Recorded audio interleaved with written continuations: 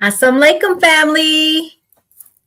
Welcome to another exciting episode of Nothing But the Truth with Brother Jamil. He's not over there. And Sister Tisha. We are so glad that you popped in to join us for another episode, part 2 of an upcoming episode that everybody has been asking for. I'll get into that in a minute. But right now, before we get started, I want to let you know today I'm rolling solo dolo by myself. Brother Jamil is out servicing some of the believers, but inshallah, he will be back next week. Same time, same place. Before we jump into this, I want you to please, I'm going to ask you to help us to do what we ask you to do every week. Help us grow this platform. And to do so, all we ask is that you go over to our YouTube page, Nothing But the Truth with Brother Jamil and Sister Tisha. Like, share, and subscribe. The quick way you can do that is just go, when you go in the search field, put the little @ Jamil and Tisha, take you straight to the page. We're trying to get these numbers up so that we can stretch out on that algorithm and reach more people. Once you do that, after you leave YouTube, please go over to our Facebook page and do the same. You can find our pages at Jamil Muhammad or Tisha Muhammad. All right. Usually at this time, we just go into the chat and see who's here. Let's see who we have today. Trisha's here. Y'all, this feels so crazy doing this by myself, but I'm going to work it out. Hey, Trisha. Okay. Guys, I really want to go ahead and just get started right away because, the hour goes so fast. And our guest today is here to share with us part 2 of her talk. We need all the minutes that we can take. We are bringing back to the stage today Sister Amina P. Muhammad of Boston, Massachusetts. She is a licensed practitioner of indigenopathic medicine. She's also going to tell us tonight, she's going to guide us through what is called holistic medicine, the indigenopathic medicine, and something called relational medicine. All new, all exciting stuff. I'm glad that you're here, Brother William. You don't want to miss this. And like I said, I don't want to belabor the point, guys. So I'm going to bring her up right away and then let her explain to us a little bit more about what she has going on and how she can help us. Hold the line. Before I do that, I want to read this disclaimer to you just real quick. Before we get started, I want to remind our listeners that today's conversation is for educational and informational purposes only. We're exploring different perspectives on health, wellness, and healing traditions. Nothing shared during this discussion should be considered medical advice, diagnosis, or treatment. Please consult a qualified healthcare professional regarding your personal health concerns before making any changes to your healthcare routine. We just wanted to let that be known before we get started. But at this time, please help me welcome to the stage Sister Amina Muhammad. Walaikum salam, Sister Tisha. How are you? Ooh, nervous, but I'm gonna make it me and you today. We rolling. Muhammad's not here, but that's okay. I can do this. Okay. Yeah. Right. Yeah, when you go before God's people, you do have a sense of like, I'm nervous because we want to get it right. We want to get it right. People. So we have great interpretation for it. We do. So it's okay. So, but we're gonna be just fine. Hubby's going to be proud of you, which he already is. He's so proud. Praise be to Allah. I want to make him proud. Okay, praise be to Allah. So we are so thankful. Let's just start off. We had so many people contacting us asking, can we get a part 2? Can we get a part 2? There was so much more we didn't get to touch. And we was like, of course. So that is why you are here. I am going to give the floor to you right away so that you can jump in and get started. We did the bio last time. We learned a few things about how you got into this healing practices or what have you. Now we want to dive deeper into what these actual healing practices are. And I want to allow you as much time as you need to stretch out in that. Okay. So if you could first start off by telling us, what is, when people say holistic, right? What does that mean to you? What does that mean? So to me, as a indigenopathic medicine practitioner, I provide holistic, culturally rooted and spiritually grounded wellness support through natural, traditional, and healing methods, modalities. My practice focuses on restoring the balance across, restoring the mind, body, and the spirit, honoring the indigenous knowledge systems, okay, that we don't diagnose or treat medical conditions, but we work in collaboration. This is the important part. Okay. Licensed healthcare providers when necessary. That's what holistic medicine is in a nutshell. Okay. All right. Collaboration with your provider. So as we heard and been taught in the Nation of Islam, the messenger paraphrased it, we don't get all spookish. No, we have to work and hope and pray that you have a good relationship with your PCP, primary physician, and they say, hey, for instance, I have high blood pressure. Well, we already know what we need to do for high blood pressure. It's the food that we eat, but it's how we think as well. So say, for instance, for me, Miss Muhammad, your blood pressure every time I come is high. So I'm going to give you some Loprinocel, 20 milligrams. Now, I've already done my research. I really don't want to take any medicine. Okay. So I already know weight is an issue. Diet, I think, is an issue. So one or two ways it could go. Your doctor might say, depending on how high the blood pressure is, we're going to give you 3 months. If you can come back in 3 months and you can drop the weight, reduce the stress, good luck with that, and eat right, we may not have to put you on the medicine. But if we do, we'll use that same 90-day period and see what happens. So I'll give you an example. I was pre-diabetic, then I was diabetic. And I said, metformin, I did not want to take that. Okay. But luckily, I had a new doctor, so I didn't know how this was going to go. So my old PCP, she retired. So she gave me the medicine, but I didn't take it. That's just me. That's my personal choice. And if I did, I might have took it once a week. So she said, Miss Muhammad, I'm happy to say that you are no longer pre-diabetic or even diabetic at all. I don't know what you did, but keep the good work. I lost 45 pounds. Wow. And I said to myself, Amina, you know what to do. And what's that? How to Eat to Live, 1 and 2. Relieve the stress. Get some rest. And eat right and think right. So it's a merger. It's a marriage. And literally, I'm speaking from personal experience. And my twin sister can be able to say, oh my God, Amina, your face is getting thin. What you like 2 pounds, maybe more than me? And it was a time where you could tell us apart based on how I look because my weight. But now you can't even tell us apart, literally, because we are about the same weight. And it's all about stress in the spirit. How you think plays a major part. That when you say inflammation, it's just there's an imbalance within the body. We've heard dis-ease because the disease, because there's a dis-ease. Right. That's what that means in the body. Absolutely.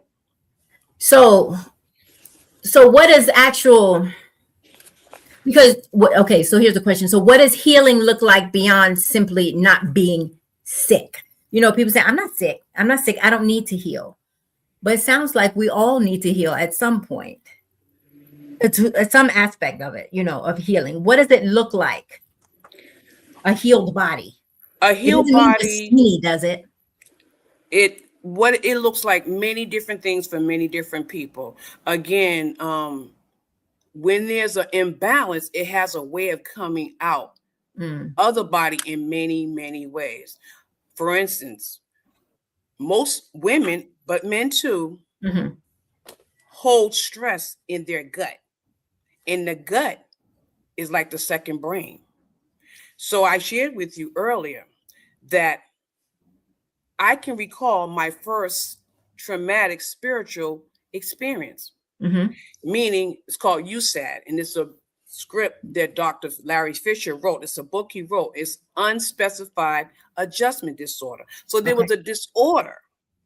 It was 1985. My grandmother transitioned. I was caring for her, not knowing when she was going to transition. I was in school, raising 2 boys, and I was expecting a baby, and I didn't know it. So my body manifested in a way that I ended up miscarrying. So as women, and then I take it further, I love my dad, and the minister wrote about, a book regarding, for women, how we hold stress in our body in the sense that we hold it the stress. And so for me, I knew I had to release that through no fault of his. Wait, you went put it on mute. Hold on. Go ahead. Pardon me. Yeah, my fingers are kind of big. That's So okay. I knew when those stressors would come out, whether it be irritable bowel syndrome, whether you were constipated, gassy, bloated, diarrhea, all those things have a way of manifesting itself because it has a releasing. When you know when your face break out, that's stress, that's inflamed. So when you kind of release those spiritual adjustment disorders, you have a healed body. Your thinking, your thought process is good. Your skin is glowing. You're not losing any sleep. You're not gaining or losing weight because something. It depends how it happens. Some can either gain weight or they can lose weight. So it really depends on the individual. We're all very much beautiful, uniquely beautiful people. So it really just depends on the individual. That's why for me, as in my practice, I don't one-stop shop. I go history, weight, diet, all of that, age, and any history that might be connected. I noticed at the age of 50, all my relatives on my father's side had the onset of diabetes. And there was things that happened to them in their lifetime, which was traumatic and spiritual connected. So it was an aha moment for me with that as well. So you have to get to the root, get to there's many layers and you can't be surface. You have to get to Surface the root. dwellers. That's interesting that you said that it's all connected. That was one of the questions I had, was how do you view the connection between the physical, the emotional, the mental, the spiritual? How does all of that connect as far as health is concerned? And you kind of touched on that it's not just a one-stop shop. There's actually layers to it. Absolutely. Absolutely. So with that, like I said, and I'm trying to remember where I heard it, where it says we all have a little bit of cancer, a little bit of this, a little bit of that. Wow. And stress can ignite it, can bring it to life. So we have to be really cautious of this divine creative mind, how we think. Thoughts have life. You know what I mean? So think 10 times before you speak, and you're still not sure if it will be right. And the messenger said that. So we have to be, I always say words are powerful. They either heal or they can hurt. Oh, wow. So we have to be real, and it attaches itself to us. Oh, I'm sick. Oh, I got a headache. If you keep saying I got a headache, I got a headache, then yeah, you're gonna have a headache. And you really don't. It's a stress related issue, or it could be something spiritual. You could be worried about, husband's traveling or doing whatever he's doing, and not know that you're taking on that mindset that's disrupting your spirit. You say your prayer, love you, honey, I'll see you get back, and let that go. Because what you can't control, you can't control. But when you try to, then it has a way of going inward, and then it comes out in other ways. Now you got blackheads, your face is breaking out. Why is my stomach running off? Why am I having stomach cramps? Why am I running to the bathroom? Why is my kidneys hurting? Because now you have inflamed a situation that don't need to be there. So sometimes we do more. We are our worst enemy, pretty much. All because of what we're thinking at the base of it. And the food don't help with this genetically modified food organism. That don't help. That don't help. So you have two things: the way we think, how we take in information, how we filter it, and then we're eating food. And then if we're angry when we're cooking food, and angry when we're serving, and eating, it serves no purpose. It's not going to the vital organs that it needs to go to, and it's just sitting there. And that's why, again, why we're taught to eat between 4 and 6. So you have an opportunity for the food to do what it needs to do, the nutrients where it needs to go, and then the process of elimination, which takes 72 hours. And that's why we're taught to eat one meal a day, because it's only 24 hours in a day. So if it takes 72 hours for the food to final elimination, when are you giving the body a chance to rest? Oof, piling up. We have a question in the chat. Brother Jerry is asking, sis, how do you feel about positive affirmations? Love it. Love powerful affirmation. If I was able to walk through where I work at Torchlight Recovery, the director and I, we kind of went affirmation crazy. Like we OD'd on it. As soon as you walk in, it says, here in the cafe, we give life, we give love, we serve coffee, we serve love. It says you have the ability to do what you do. You see it coming in, and you see the affirmation going on. So we hit them coming in, then we do the positive circles, we do the meditation, we do the yoga, we do the Reiki. And then as they're going out, it's a reminder. So we kind of hit them and then we solidify it. So I love powerful affirmations. Been doing them since when I was teaching at MUI. Been doing them when I was teaching in my own school. Love powerful affirmations. Absolutely. And you should say that to yourself. Yes. You can create your own every morning and every night. So you affirm in the morning thinking Allah or your God of your understanding for what you've been given. And then you thank your God of your understanding for what you've done at the end of the day. So you started and you ended. You see, like you sealed the deal. Yes. It makes perfect sense. So you always give it to the Creator because we do nothing of ourselves. Nothing. Look at this goofy man to my dang. Let me throw away these Hostess ding dongs and Little Debbie moon pies. Now oh my God, your husband. Keep that energy, brother. Keep that energy. What's wrong with him? All right. Another question coming up in the chat is, sister, how important is good sleep? Very important. Yes. You need 8 hours. And you're saying what, where, and how? Sleep is important because it helps you with clarity. And yoga is very good for that. It helps with insomnia. It helps with concentration. It helps with stress. It helps with depression. Yoga is amazing. It helps with weight loss. Like I said, when I started this journey in 2017-18, by the time I finished and was presented with my certificate, I was down 45 pounds. I was like 204, and then I was 157.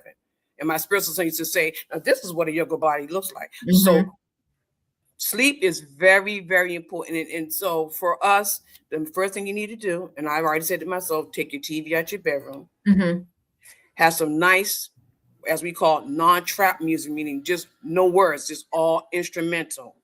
Trap music means trap. Like you're not listening to the music, you're listening to the words. So instrumental. I try to do the water ones because then it's got me doing when I'm running to the bathroom. So I try to do something like chimes, bells, high frequency. And YouTube has some really beautiful ones. Just say nonverbal meditation. Don't do the guided one because then you listen to the person's voice, you're not doing it. So nonverbal meditation means, and it's absolutely beautiful. And they have one that's called frequency ones. So those are really good. And those are the ones I like. What is wrong with Brother William? Brother William and Brother Jamil, go to the corner right now. I know, right? Don't come out. I love yoga with the fruit in the bottom. He's slow. He said that before. He did. He's slow. Poor brother. Oh, gosh. So let's get into a little bit. Let's dive a little bit deeper into I'm gonna mess up the word I always do. Indigenous or indigenopathic medicine. What is that, and what is the new medicine that you introduced to us? Relational medicine. Yes. Are they the same? Are they different? What is it? They're the same. Indigenous path medicines deal with those of us as of native descent. It's all about relationship and ancestral ceremony traditions that's passed down from one generation to another generation, whether you're doing is saging, when you might do like a smoke lodge, that's what that is. Now, relational medicine deals with, and it's a practice that, and I'll give you the definition, is an approach to healing and recognizing that the health and recovery are deeply influenced by the quality of our relationship with ourselves, our community, our families, nature, and the Creator, rather than focusing only on the symptoms of the disease. Relational medicine asks, how connected is the person to others? Oh, wow. Okay. Do they feel loved? Do they feel valued? Do they feel understood? Are they experiencing isolation, trauma, or broken relationships? Past relationships that you bring into a new one affects how you are in terms of your body structure, your physical structure. So sometimes we have to detoxify our souls from old relationships that we don't bring into a new one. So here it says healing happens through trust, So meaning we don't call them patients, we call them participants, and I'm the practitioner. So I need to have that eye contact, like I see you. Yes.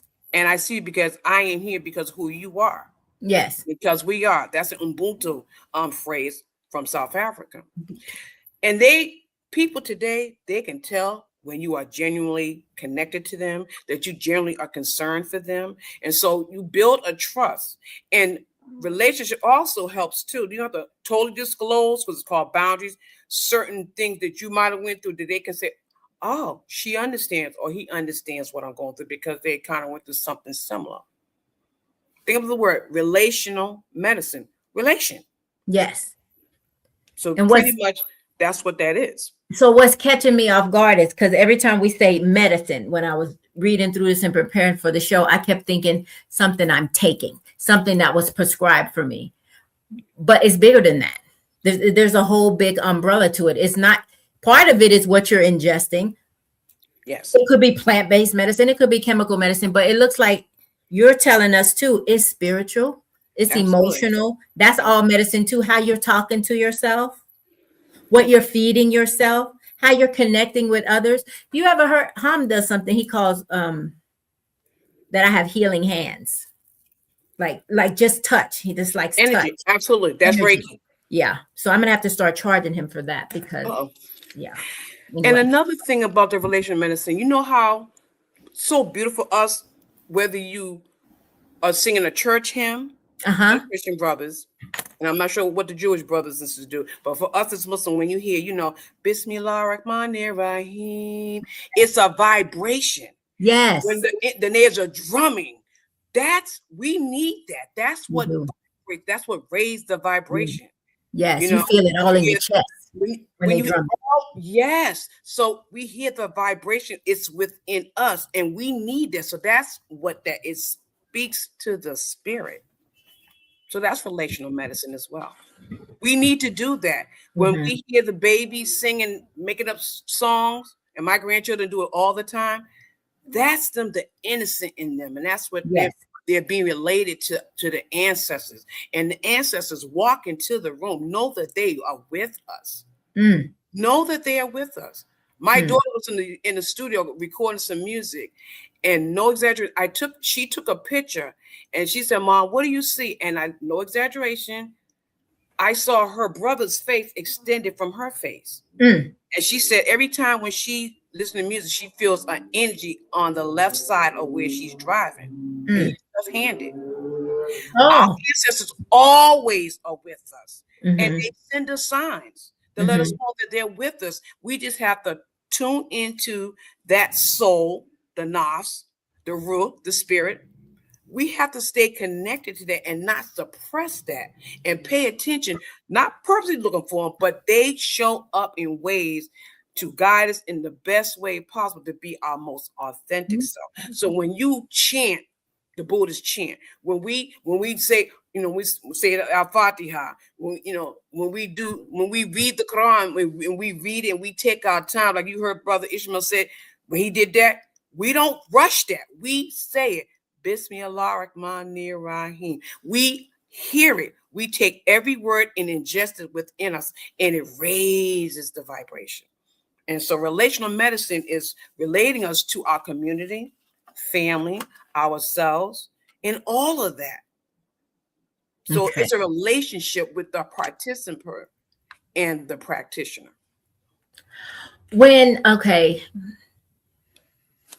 So indigenous healing traditions, they often carry generations of wisdom, is what you're saying. Yes. How is that knowledge then preserved or passed down? Because you're talking about the ancestors or what have you. So how is this knowledge passed down with indigenous healing?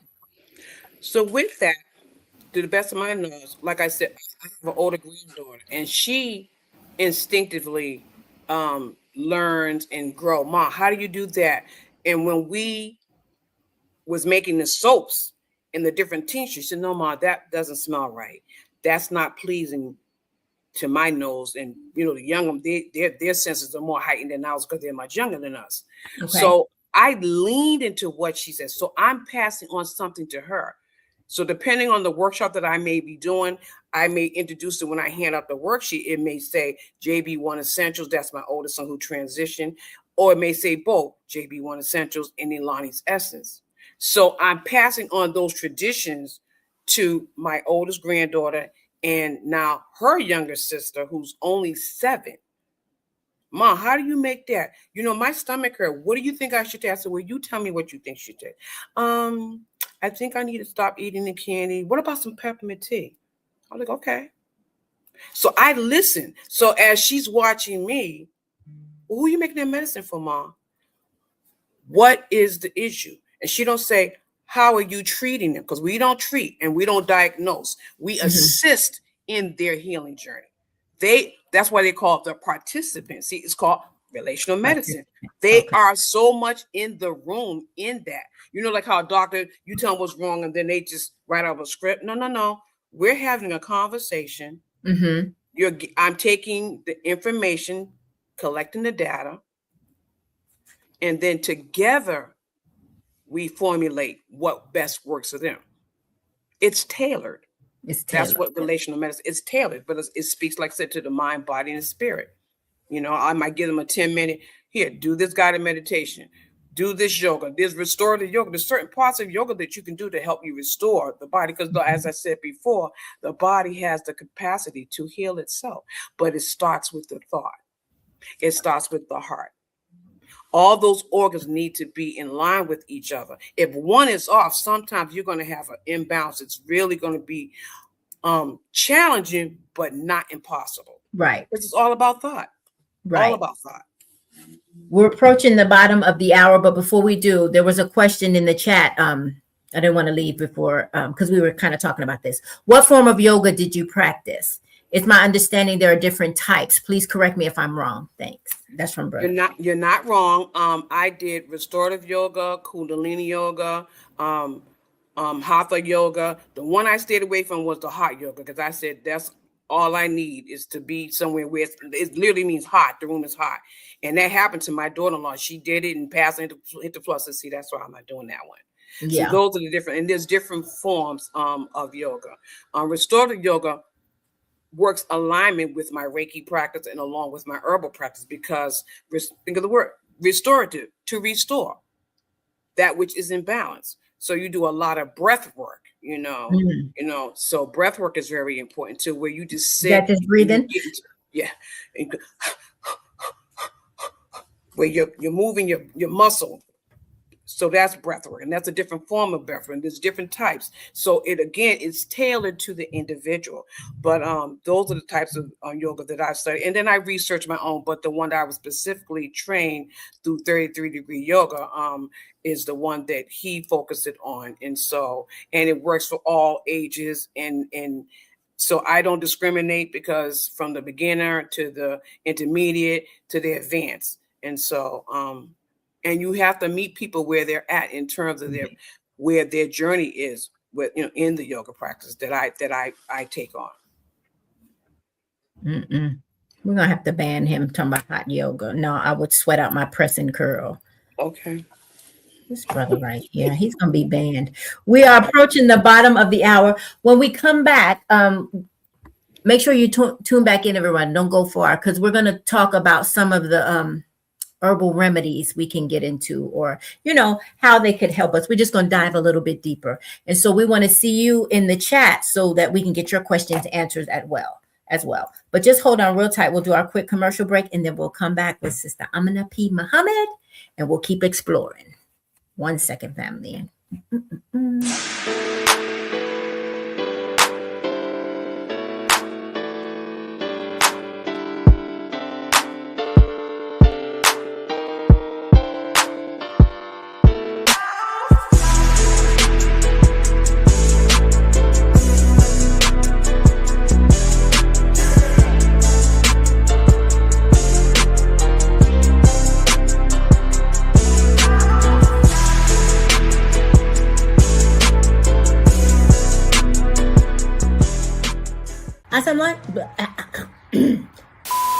Assalamu alaikum, family. Assalamu alaikum.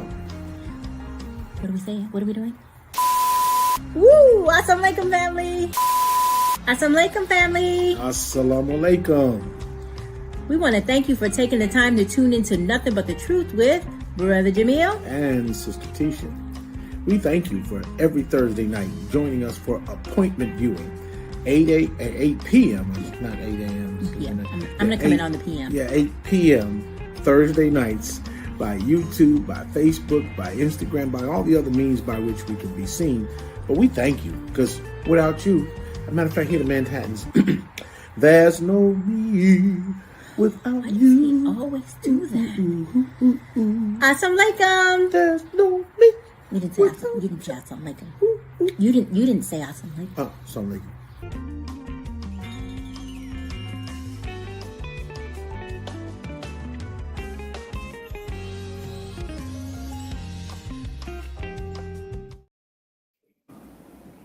All right, everybody. We are back.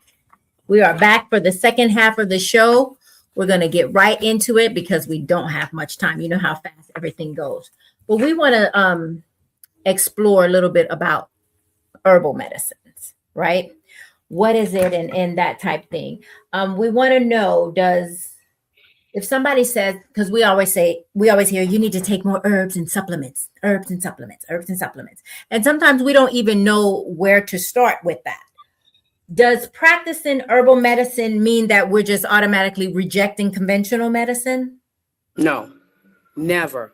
I would never tell anyone to just totally disregard the Western medicine, because that imbalance happened way before you and I came across each other's path. I've been working with some practitioners, and the participants who I work with, they trust me, so they'll get a whole worksheet on what medicine they are, what other conditions are. So that's okay. And then I have this book that it's a Synctric book, and very pricey, but well worth it, because I wanted to work well the herbal medicine with the medicine, so that it doesn't counteract and then cancels out that medication that they're on. I don't want that on my spirit. Right. If something happened to them because they just totally disregarded the medicine that they needed to be on with what I'm doing. Because one, if you don't do what's called third-party testing, be careful, family. Don't order anything online. If you cannot walk into a herbal store and loose leaf or even bag, then don't. And for me, like right now, it's the summertime. If I walk into a herbal store and it's hot in there, you pretty much killed all the essence, the oils of those herbs. So wow. I will literally walk out, and I have. And so what you need to do is, if you're going to order online, which I would not recommend, you have to ask the question, even when you go to the herb store and it's already kept in capsules, is this third-party tested? If they get to taking too long to answer, do not buy it, because you don't know the shelf life of those capsules. Even though it might be dated on the bottle, you don't know how long before they put them in the bottle. So just do your due diligence. And even if whether it's me or someone that you trust, know the practitioner and ask them. Like my niece said to her mommy, Auntie Mina is legit. I mean, she's always been good at what she does, but her license has a license number on it. Yes. I have a license number, and when God willing, when I graduate with my doctorate, I have a license number on that as well for doctor in research, but holistic indigenopathic medicine. I am a licensed practitioner of indigenopathic medicine that deals with the relation medicine, because we look at the person as the whole person, the whole body. You can't separate the two. That's why I say it's about the mind, body, spirit, emotions. You have to help guide the whole person. You cannot separate them, because they're all of you. So that's very, very, very, very key. For indigenous, the perspective is that many indigenous healing traditions have long understood that wellness comes from balance, right relationship with the creator, self, family, community, and the natural world. When these relationships are restored, healing becomes possible. I wanted to answer that because you asked that question before. Yes. It sounds like these methods treat the person as a whole, right? Yes. And it seems like you can't really just jump into whatever your herbal protocol is going to be until you find out what the root of these problems are. And so we need to go to someone like you and along with our practitioner to help us figure out what the root of these problems are. And then from there, we can find solutions. And that's what it sounds like. Absolutely. Absolutely. I was very blessed to work with a practitioner for over 30 years. And she would say, okay, I know Ramadan is coming. Mm-hmm. Let's do a blood workup. And what's going on with here? And what are you taking? She says, and she would recommend stuff like for sleeping, ashwagandha is excellent. Magnesium is excellent. But you got to be careful. I like to do everything loose leaf. Mm-hmm. That's just me. Because, or capsule, Mm-hmm. or also a tincture that goes sublingual under the tongue because it goes right directly to the bloodstream. So the best way for me and those who I work with, I recommend a tincture. Mm-hmm. And be careful because sometimes most tinctures are alcohol based. So you got to ask their practitioner, I'm not getting this from me. Mm-hmm. I use a vegetable or a plant based when I do my tinctures. So you have to learn to ask those questions. If they tell you, oh, it's okay, no, it's not, because that's going against what we practice. Right. So if I'm doing loose leaf, is that what you call it? So that means that my herbs are going to be a tea form every time I'm making a tea? Tea form or a tincture. And I shared before, when you steep, like say for instance, ashwagandha and peppermint, because ashwagandha can be kind of strong. So I would recommend that ashwagandha, because the root reason why you're taking is to help you in a peaceful sleep. So that would be what's called the driver herb. So you would put like say 2 or 3 teaspoons of the ashwagandha and give it a nice pleasant taste, chamomile, St. John's wort, or peppermint. Let your water come to a rolling boil. Rolling boil. Turn it off. Add your tea either loosely or in a tea ball. Steep it anywhere from 5 to 6 minutes. Now the trick is that when you get ready to strain it and you lift up that lid or a saucer, if you ever notice, like I mentioned, the little bubbles, you don't want to lose those because that's where the essence of the oil from the tea is. Oh. You slowly lift it to the right and let all that drop back into the pot. Then you strain it, either honey, some do agave. If you're going to do sugar, do raw sugar. Or just basically, if it's medicine, then just drink it like it is. Don't add nothing to it. Wow. Okay. And then you have to, and not with the participants who I work with, I say, I need you to, or I give it to them, but they may not buy it. And sometimes I have some real difficult ones. I give them a journal. I need you to tell me what you're feeling, what you're experiencing, so I know when I need to tweak, when I need to, the concoction might need to change. The ashwagandha might be too strong. Some people might do well with St. John's wort, holy basil, and the chamomile. I didn't like chamomile for nothing, but now I love it. Yes. I did not like the way it tastes, but now I love, because the ashwagandha is a little bit too strong for me. So when I'm tired and I'm working long hours, like tonight, I'm going to make the ashwagandha and add a little bit of peppermint and drink, and then I'm good. What do you find, what kind of health concerns are most people contacting you to help them with? Excellent question. So right now, currently, with the population I'm working with, those in recovery and those are not. It's cholesterol, diabetes, meaning blood sugar, of course, high blood pressure, and gut issues. So those are the 4 major diagnoses reoccurring. Those are the concerns that they have. And a lot of times they don't like me because I'm like, okay, if you're drinking coffee, you got to start drinking coffee. What? This lady lost her mind. Yeah, you got to It's rude. I know. I said, try some tea or do decaffeinated coffee. And if you're going to drink coffee, can you drink it black? What? There means no milk because the body already has mucus in it. So you're adding more, inflaming the tissues, the arteries, by adding more dairy. Dairy is not really good for us. And so a lot of times they buy into it now, say increase the water. Oh, now I'm going to be a slave to the bathroom. Yeah, a little bit. And with the foods that you eat. Sugars, like I mentioned, I had to bring it up. Parasites. We all have parasites in our bodies. And they just waiting for a party. Yep, she gonna eat that donut. Sorry, the bean pie too. And them parasites are disgusting. And the dewormer is not pleasant. But one brother, he went like this. I salute you. You can take it just like that with nothing else. He just drops it. Oh, okay, you kind of special. I gotta drink some water after that because it's not pleasant, you know. But another one's really good is soursop. Very good. Oh, yeah. But the way I make it is I can either add turmeric to it or a little bit of mango juice, and that works well, or cinnamon. That works well. But dewormer is we, as you know, the seasons are changing. And I was with the participants, I say to them, that's when you need to do a detox. Every time the seasons change. So we're going to go into summer. So deworm yourself and the olive leaf extract, those two together work really, really well.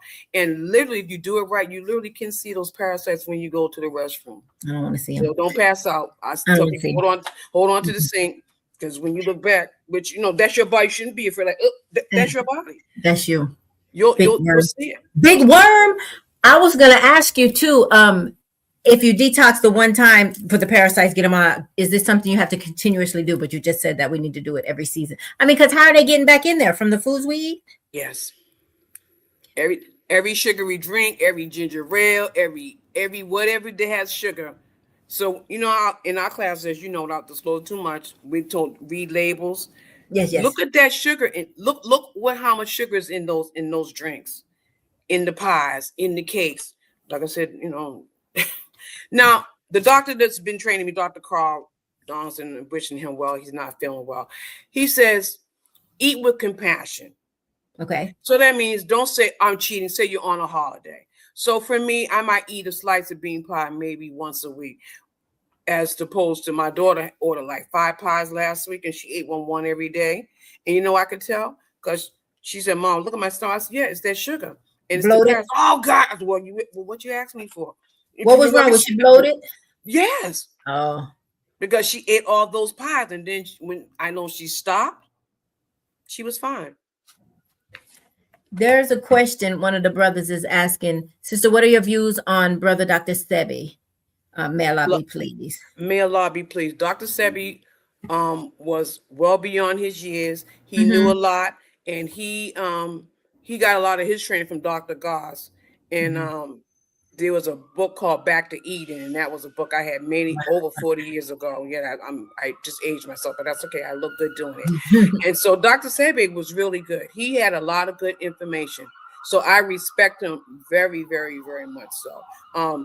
Between myself and Dr. Sebi's regiment, my son was able to extend his life a whole nother year and a half. Wow. Praise to Allah. You know, so I always say, may Allah continue to keep him in paradise in Jannah, because between the two of us, he definitely helped in that way. So I respect Dr. Sebi's work tremendously. It's beautiful. What would you say are some beginner mistakes that people make when they're trying to explore natural healing? Like, if I'm just starting to get into this, I want to learn, what are some of the things? We go out and buy everything, or we're looking on the internet. What would you say? All of that. Google it. Like I said, if it's not me, who you trust, ask those questions, and you'll know if they know what they're talking about. Okay. How can I assist you in your healing journey? How can I assist you in your health journey? And you will generally feel if they know what they're talking about, know what they're doing, and that they have your best interest. So to Google it, that's not good. Like I said, it's still medicine, even though it's herbal medicine. It's still medicine. If you don't do the right concoction, and especially those of us who may be on medication. Now, if you are not on medication, see, you can you have that little wiggle room where you can do the trial and error. But if you're someone who's taking medication, you have to seek, and you want to do holistic and do a different alternative way of getting you better, you have to talk to someone who knows what they're doing. That's why I'm very passionate about my practice, because when people ask me, I said, what I would give you would not be the same I would give to my sister. I gave an example through menopause. We're identical. what worked for her or what worked for me didn't work for her. She said, no, Amina, it didn't work. So I had, and I gave my own self a journal. I took notes. Okay. All right, let me reverse it, switch like this particular herb, and took note and dated, try for 2 weeks. And the second concoction that I put together, it worked for her. So like with the allergy medicine, she had allergies and she said it was working very, very well. So you have to know the person. That's what I'm not a one stop. I tailor it to the beautiful human being that you are. That's how I do my practice. And I'm grateful for my training that my professors trained me in that way. Praise be to Allah. Are there things that we have in our homes, in our kitchens right now that would be considered herbal that we could use or take every day, maybe to help us build our bodies up, like cinnamon, turmeric, anything like? What do you recommend? So, for instance, we already know about the garlic. We know about the onions. If this was the winter season, okay, and we caught a cold, and there was a blizzard, you can't get out. If you have, whether it be white sugar, I don't recommend raw sugar, honey, onion, garlic, cut those, put it in a jar, layer it. You know, you make a lasagna, you layer it, and you pour the honey in. And the very next day, it turns liquefied. That's your cough syrup. Make it all the time. Yes. Oh my. And you can, and so that's when the cinnamon. Okay, so turmeric, black pepper, cinnamon. What's the other one? That's one concoction. That helps with allergies or sinuses in here.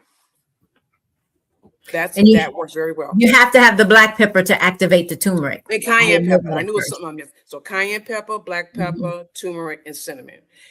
Not a whole lot of black pepper, but a decent amount of cayenne, a decent amount of cinnamon, a decent amount of turmeric, and very little bit of pepper. And you boil the water or hot water and stir it and a little bit of, and drink it, not hot. Don't let it cool up. You want to drink it warm because that cayenne pepper, as you know, is going to open up and release, and you'll feel a lot better. There's a brother I'm working with right now, and he's now a good participant. Before he used to give me a hard way to go. I said, well, that's why you sound like that. Okay.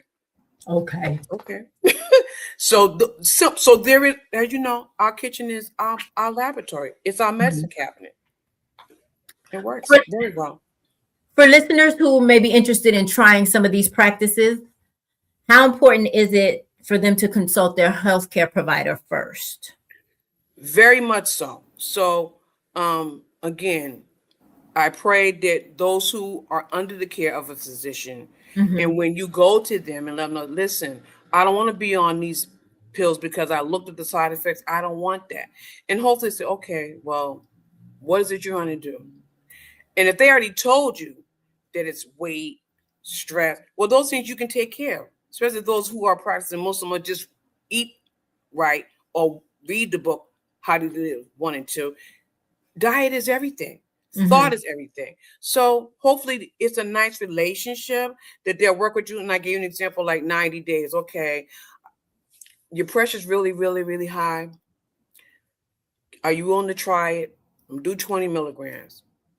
You might go back and you'll show them your paperwork. This is what I've been doing. Wow. And I lost 10 pounds. Your practitioner may say, okay, well, let's keep it up. Okay, let's check it back again and see what happens. So hopefully, you know, choosing a PCP is very, very, very important, you know, primary care physician. I shared with you about being diabetic, and I knew, and that's relational. I know at the age of 50, everyone on my father's side, diabetes was onset, and that's what happened with me. I said, I don't want to do insulin. I'm not doing metformin. I want to do metformin, but it was very, very high because those were silent killers, heart attack and stroke. So I'm going to use common sense, and the messenger told us to do that. So I talked to my doctor, and I would take the pill once a week. Drop 40 pounds, ate right, yoga, walk, meditation. Came back, she said, Miss Muhammad, not only you no longer pre-diabetic, you're not even diabetic. Congratulations. Wow. And that's been like 6 months now. Wow. So it works. And we've seen articles in the Final Call sisters being like 300-400 pounds, and it was on all kind of medicine, and they maybe smaller than me. So it works. And it's all about thought. If you keep saying, oh, my hair hurt, well, yeah, then your hair hurt. It's all how you think. Words are important. They can either help or they can heal. Now, generally, but there's an imbalance. Something's off. And sometimes even the food you eat, even the right kind of foods that you may not know is really should not be part of your diet. Even the healthy. So something, it could be the one thing. Okay, I cannot shake this weight. What am I eating? Maybe I need to eliminate that, because even natural foods like fruits have sugar in it. So you got to be mindful of the sugar content. So all of it's the research. My grandmother said, Mama, you got one body. You must take care of it. Yes, you have to learn. It's up to you to know your body, do the research, ask the right questions, and just know and make those really good informed choices. Now bear with me. A doctor told me that a long time ago. You have to learn your body. You have to learn what works for you. And he taught me, he said, you have to actually tune into your body. Yes. And so when you eat something and you pay attention to how your body reacts to it. Is it bloating? Is there pain? Do you feel energized? Are you sleepy? That type thing.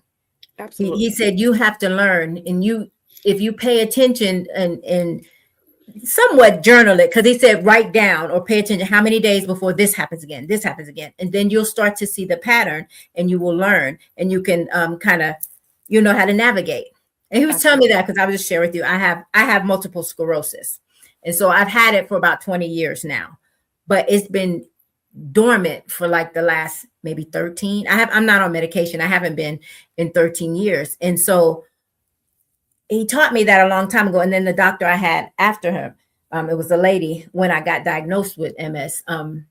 She took me through. I was so adamant. I don't want this medicine. I don't want it. I don't want it. I don't want it. And I just kept relapsing after relapsing. And she was just, okay, I'm here when you're ready. And I was like, I'm just going to drink raw milk, and I'm just going to take this vitamin. And she was like, okay. And then she said, no, you can do that in addition to this. But we need to find a plan to help strengthen your body back. We got to get you out of relapse first, right? But I was just so no, I don't want it. And she sent me I had to go to therapy. I had to go to a therapist every week to learn how to think and navigate and accept that you have a chronic condition. And because all I was just saying, no, and telling myself, I don't want that. No. And she said, you had to learn how to first accept this and then live with this so that you can overcome it. Right. It was what you were thinking, what I was thinking. I just stopped everything. And so once I changed my thought pattern, and they used to say, you have MS doesn't have you. That's the big thing that the MS Society always says. You have to stop saying, woe is me, MS has me, because it doesn't. And she said, you can do whatever you want to do, just in modification, right? So I took all that to heart, and I had to learn my body. I had to learn what works for me, what didn't work. I did the medicine until I didn't need it anymore. And of course, they still want you to stay on it because it's supposed to be a disease that progresses as you go on. But every year when I go in for my MRIs and everything, there's no progression, praise be to Allah. And they're like, what are you doing? I'm listening to my body. I'm being kind to my body. I'm doing my how to eat to live. I'm feeding my body. And, I'm trying to learn how to build up my system, and it's working. So no medication, no shots, 13 years, and they can't believe it. So I totally understand what you're saying. And I thank you for sharing your wisdom with us, with our community. I thank you I thank Allah for blessing you with this wisdom and then giving you a heart to want to share it so freely with us, because this is something that we need. I want you to know that whenever you want to come to our airways, you are welcome because you have a wealth of information that we all need. We are in the business of saving lives, our own and others. Absolutely. And this is the type of information that we at Nothing But the Truth want to share, right? Yes. So as we quickly approach the end of this segment, so sorry, I want to give you the last word. And again, I just thank you for sharing all that you've shared with us, but I want to give you the last word. Well, again, your platform, and please subscribe, because what they're sharing with us, you're not going to get the raw truth of it all, and because they have the best of intentions.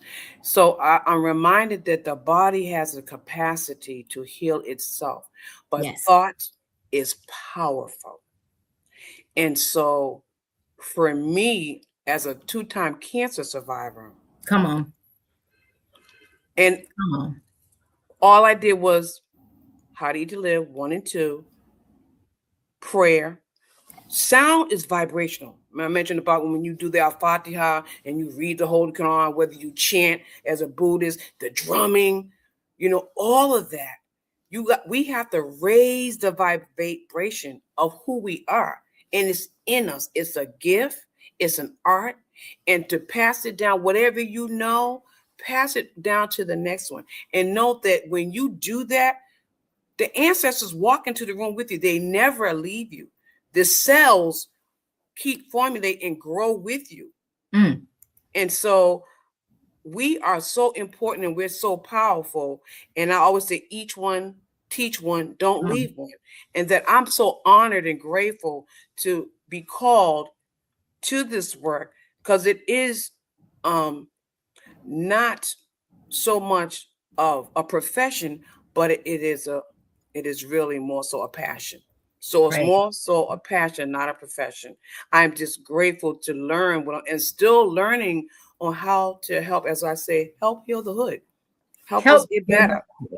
Help us get better. So thank you so much. And anytime, and I'll start doing some workshops at some point. And I'll definitely make sure I let you know when I'm doing it. But anytime that you say, hey, a few months down the road, Sister Amina, can you come back on and some things we didn't get to address? I'm more than honored to come on. And I just thank you. I thank you. Yes. Absolutely. All right, family. Well, there you have it. I did put up just a minute ago her contact information. If you want to reach out to Sister Amina, please reach out to her at 508-525-9049. And also, this is her email. Amina Amina Muhammad 1616 at gmail.com. Okay, family. Well, that is it. We are at the end of our broadcast. Thank you again for tuning in to another exciting episode of Nothing But the Truth with Brother Jamil and Sister Tisha. Same time, same place next week. Inshallah, we will see you here. Assalamu alaikum, family. That's all.